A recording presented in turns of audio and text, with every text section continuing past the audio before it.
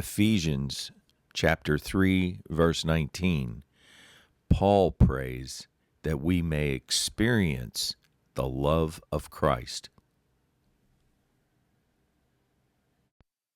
Top of the morning to you.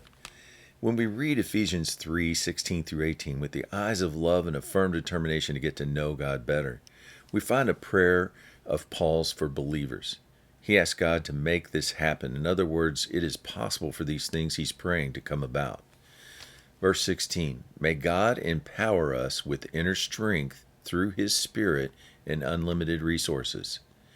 So when we feel weak, we can ask God to increase our inner strength because he has unlimited resources. Verse 17, Paul says, then as we get stronger, Christ will make his home in our hearts as we trust in him. So as our trust gets stronger, Christ will make his home in us. How do we demonstrate this trust? Through prayer, through faith, even as small as a mustard seed, Matthew 17:20. By trusting in the Lord with all of our heart, leaning not on our own understanding, Proverbs 3:5 through 6. Our trust is demonstrated also when we walk by faith, not by sight, 2 Corinthians 5:17, and when we can do so without doubt, James 1:6. As our trust deepens, Ephesians 3:17 says that our roots will deepen into God's love, keeping us strong.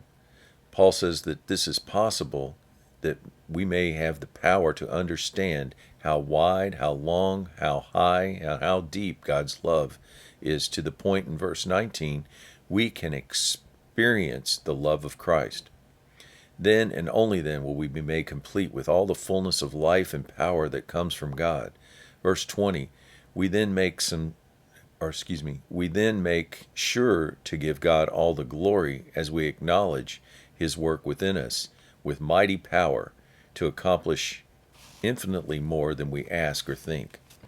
The word of encouragement, just think of all the possibilities of our life as we walk with God.